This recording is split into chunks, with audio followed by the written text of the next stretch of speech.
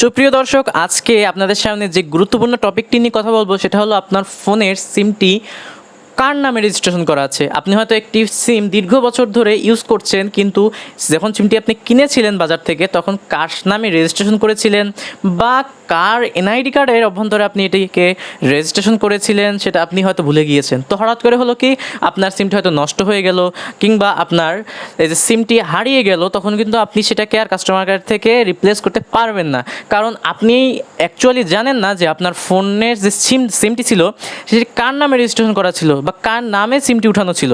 তো আমাদের স্মার্টফোন ইউজারদের এই জিনিসটা খুব সুন্দর মতো শিখে নেওয়া উচিত যে কীভাবে আমরা আমাদের ফোন দিয়ে মাত্র 2 মিনিটে আমাদের ফোনের যে অর্থাৎ আমাদের সিমটি কার নামে রেজিস্ট্রেশন করা সেটি আমরা 2 মিনিটের মধ্যে দেখে নিতে পারি। তো এই যে গুরুত্বপূর্ণ বিষয়টি নিয়ে আজকে আমি সমস্ত ভিডিওটিতে আলোচনা করব। আপনি একটু যদি স্কিপ করেন তাহলে কিন্তু বড় ধরনের কিছু আপনি মিস করে ফেলবেন, বুঝবেন না ঠিকমতো ভিডিওটি, পরে কিন্তু আমাকে বকাবকি করতে পারবেন না যে আপনি বুঝিয়েছেন আমরা বুঝিনি।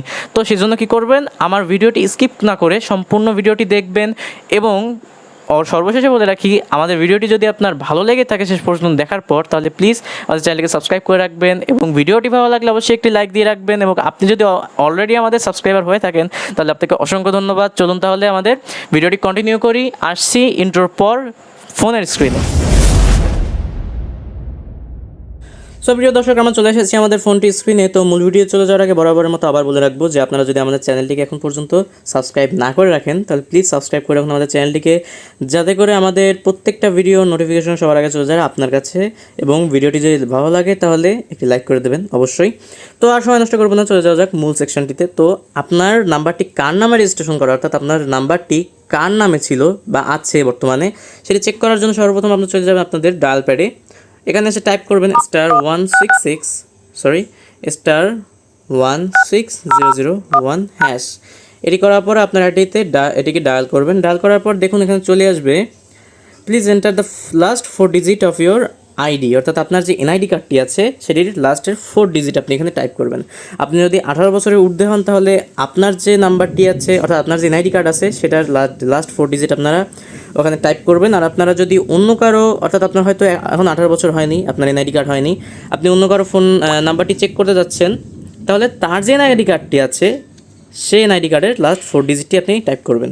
তো এই যে আমার লাস্টের যে 4 ডিজিট আছে আমার এনআইডি কার্ডে, সেই 4 ডিজিট আমি এখানে টাইপ করছি। তো আমি এখানে টাইপ করে দিয়েছি আমার যে এনআইডি কার্ডটি আছে, অর্থাৎ আমার বাবার যে এনআইডি কার্ডটি আছে সেটি লাস্টের 4 ডিজিটটি আমি টাইপ করে দিয়েছি, টাইপ করে দিলাম। এবার দেখুন you will get an SMS soon, thank you Grameenphone. তো দেখুন সাথে সাথে আমার একটি SMS এখানে চলে এসেছে। চলে আসার পর আমি এখানে দেখতে পাচ্ছি আমার 2টি নাম্বার এই এনআইডি কার্ডের অভ্যন্তরে রেজিস্ট্রেশন করা আছে, অর্থাৎ এই নামে আমার যে এনআইডি কার্ডটি আছে তার নামে 2টি নাম্বার রেজিস্ট্রেশন করা আছে। সেটি হলো একটি আমি যেটি ইউজ করছি এখন গ্রামীণ ফোনে একটা জিপি, অর্থাৎ জিপি নাম্বার, একটা হলো বাংলা লিঙ্কের একটি নাম্বার। এই দুটি এই যে এনআইডি কার্ডটি অর্থাৎ তার নামে রেজিস্ট্রেশন করা আছে। তো এভাবে করে আপনারা চেক করবেন যে আপনার নাম্বারটি কার নামে রেজিস্ট্রেশন করা আছে। সো ভিউয়ার্স, এই ছিল আজকে সম্পূর্ণ ভিডিওটি। আমি কিন্তু স্ক্রিন রেকর্ড যতটুকু করেছি আপনি একটু খেয়াল করে দেখবেন, স্ক্রিন রেকর্ডিং যতটুকু অংশ আছে সেটা কিন্তু আমি 2 মিনিটের মধ্যে ক্যাপচার করেছি। তো আপনাদের প্র্যাকটিক্যালি কাজটি করতে হয়তো 2 মিনিটও লাগবে না আশা করি। তো আশা করি ওই ভিডিওটি সম্পূর্ণভাবে বুঝতে পেরেছেন। সর্বশেষে আবার বলে রাখবো যে আপনারা যদি আমাদের চ্যানেলের নতুন ভিউয়ার হয়ে থাকেন তাহলে চ্যানেলটি প্লিজ সাবস্ক্রাইব করে রাখুন এবং ভিডিওটি যদি ভালো লেগে থাকে তাহলে একটা লাইক দিয়ে দিন, তাতে করে আমরা যে এত কষ্ট করে কন্টেন্টগুলো বানাচ্ছি তাতে একটু আমরা অনুপ্রেরণা পাবো। তো ভিডিওটি দেখার জন্য ধন্যবাদ। দেখা হবে সামনের কোনো একটি ভিডিওতে ইনশাআল্লাহ।